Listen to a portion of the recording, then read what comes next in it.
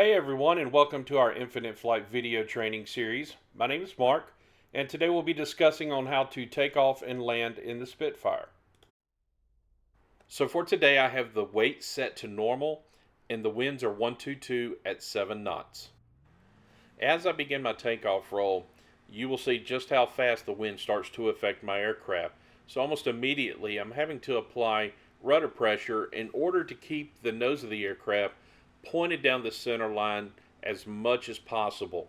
The wind's going to move you back and forth, so use very small and very minor corrections to keep that nose straight down the center line. Once you reach takeoff speed, which is about 110 to 120 knots, you pull up off the ground, raise your landing gear, and then start your turn into the crosswind and then also into the downwind leg. From this view, I really just want you to see how much rudder pressure I have to use initially, and then the small and minor corrections that I have to make in order to keep the nose of the aircraft pointed down the center line as much as I possibly can. Not making major corrections to where I don't flip over or actually cause myself to have a wing strike, just very small and minor corrections. Now let's talk about the landing. As I make my turn toward the runway, I pull back on the power, I dump the flaps and the landing gear all at the same time. I try to make a very steady turn, but I also like to make sharp turns. So when you start to make your turns in the Spitfire, do what you feel more comfortable with. You might want to start off with a slighter turn and then work your way more into a steeper turn. Now here I'm starting to roll out on final, and I'm using the throttle to basically control my altitude. Again, I've got the gear down, full flaps, and just working my approach to runway 04. Now the ideal speed is going to be between 85 to 90 knots when you touch down. Sometimes 95 is okay, but I try to shoot for around 85 to 90. But I want you to see I've got just a slight crab angle, and right before I touch down, I'll kick over the rudder and try to set it down as nice and easy as I possibly can, pulling back on the power, letting the wheels touch, and then using that rudder just like we did on takeoff to keep the nose of the aircraft as close to the center line as possible.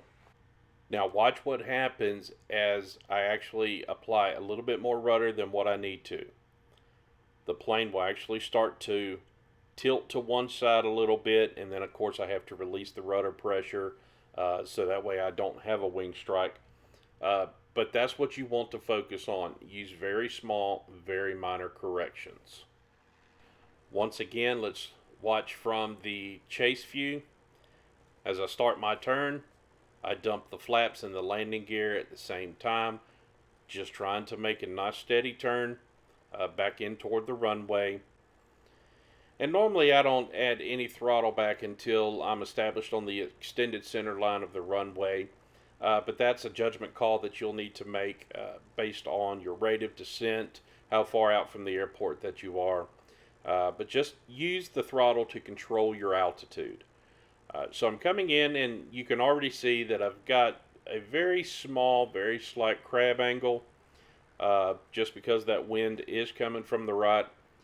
And you can hear that I'm adding a little bit of throttle in just to maintain that altitude. And right before I touch down, notice the rudder of the aircraft. With the winds blowing from the right, I'll actually start to apply left rudder and point the nose of the aircraft down the runway to try to have as straight as a landing as I possibly can. Again, right before touchdown, I hit the left rudder, point the nose down the center line of the runway, touchdown, and then start to use that rudder to try and keep the aircraft centered on the runway. Minor, small corrections is extremely important.